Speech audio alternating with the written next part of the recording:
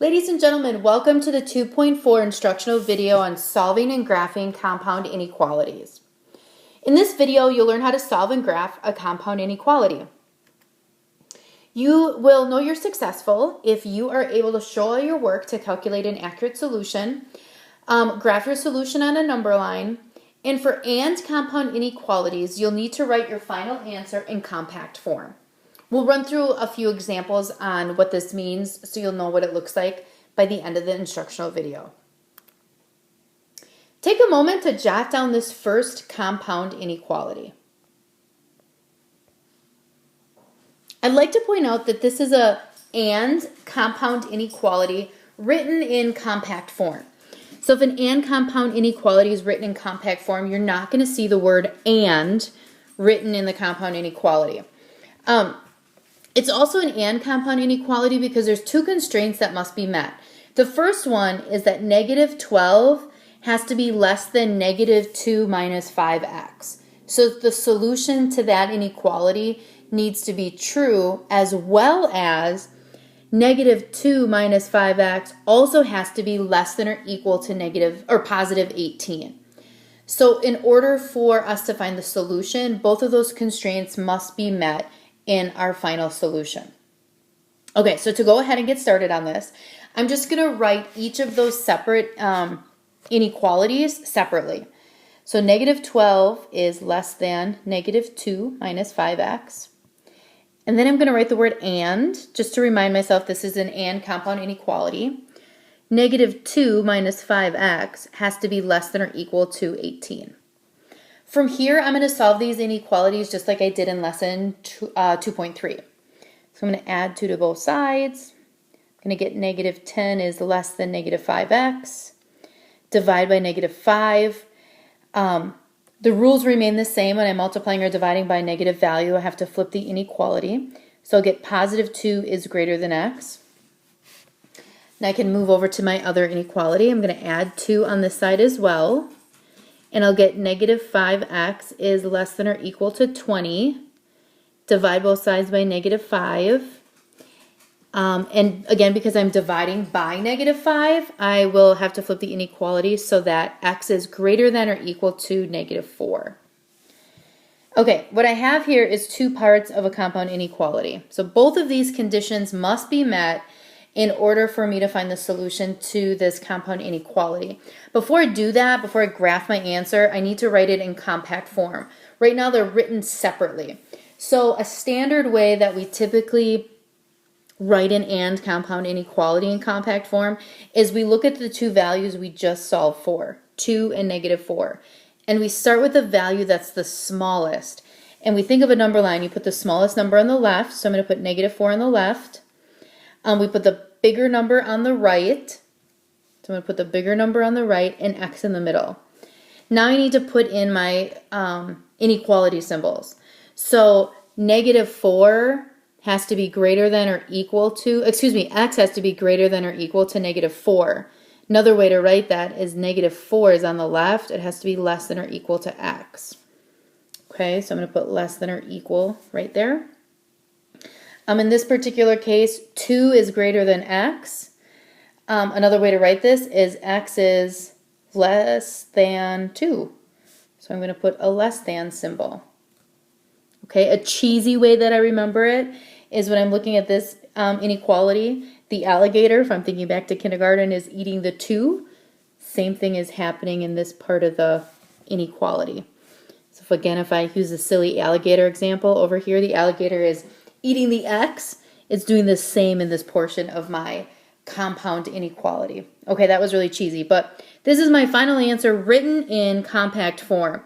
Again, one more thing to remember is when you're putting this in compact form, the smaller number is on the left, so negative 4 is on the left, the bigger number is on the right, so 2 is on the right, variables in the middle, and then we use less than or equal to symbols for my inequality if it's appropriate. So that's how we're going to write that.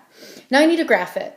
So there are two constraints must absolutely be true when I am graphing my solutions. So I'm going to put negative 4 on my number line. I'm going to put 0 on my number line. I'm going to put 2 on my number line.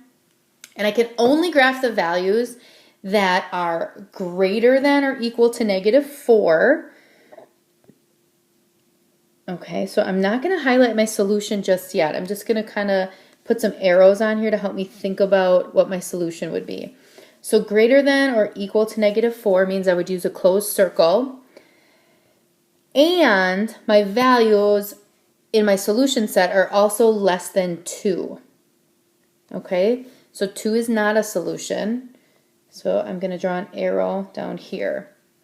The only answers that are solution to both inequalities are the ones that are in kind of like this double overlapped area. You see right here how they're both highlighted blue and purple. So the only numbers that are both greater than or equal to -4 and at the same time less than 2 are the numbers that I am highlighting right here in red. So those would be the ones that satisfy both conditions. So my final answer is just going to be the part on my graph that's highlighted in red. So -4 is a closed circle. Whoops.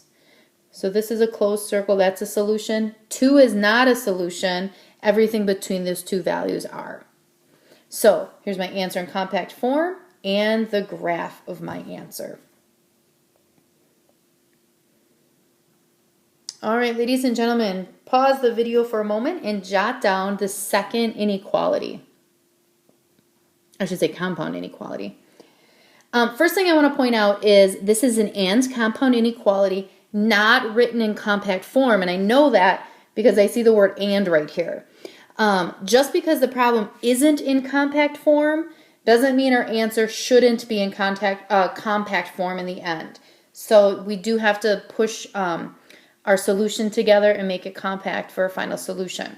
But I'm going to go ahead and I'm going to solve this inequality just like I would have, these two separate inequalities, just like I would have if I was back in lesson 2.3. So for the first inequality, I'm going to subtract 3y from both sides, and I'm going to put 7 is less than -1y. From here, I'm going to divide both sides by -1, and again, because I'm dividing by a negative, I'm going to have to flip my inequality symbol. All right, so 7 is greater than y, and now I have to go over here and solve this guy. So subtract 8 on both sides. 4y is greater than -56. Divide both sides by 4. I'm dividing by a positive, so I do not need to flip my inequality symbol. And I'm going to say that y is greater than -14.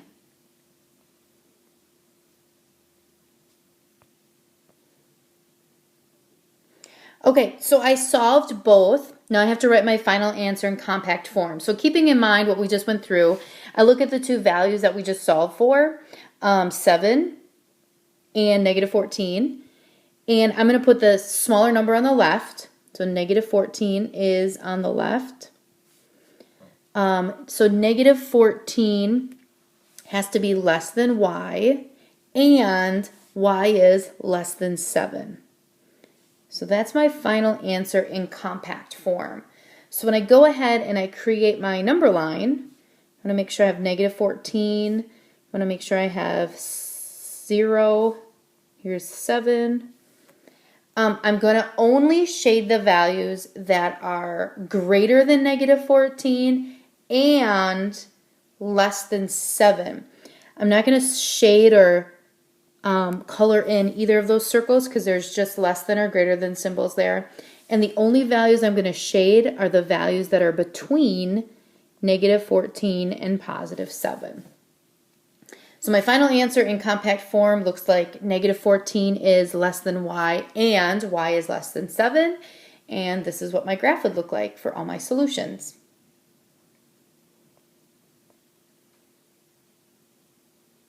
Okay, ladies and gentlemen, pause your video one last time for the last example of the video.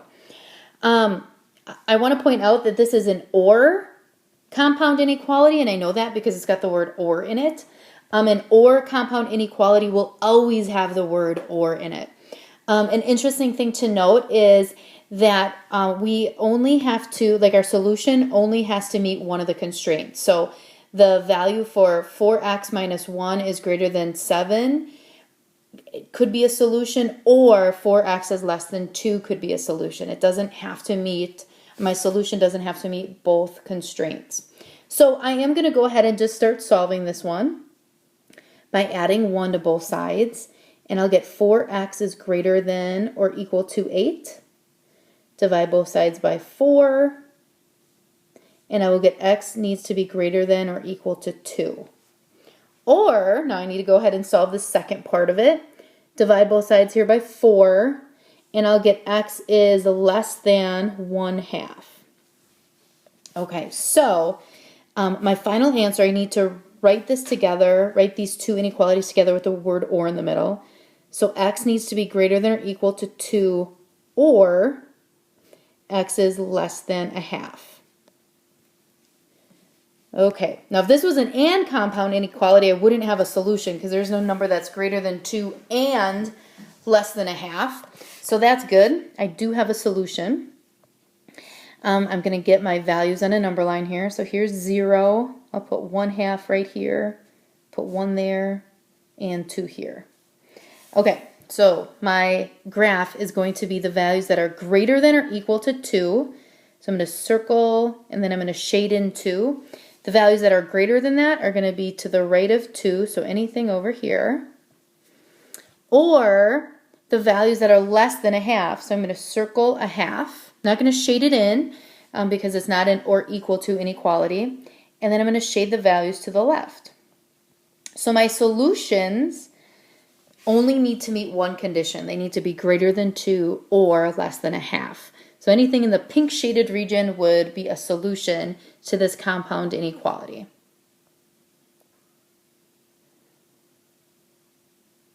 All right, ladies and gentlemen, it's your turn. Here are your 2 checkpoint questions. Go ahead, pause the video, jot down your work, show all your work in your notebook, make sure you graph and solve it. Check in with your teacher to earn your homework. Good luck.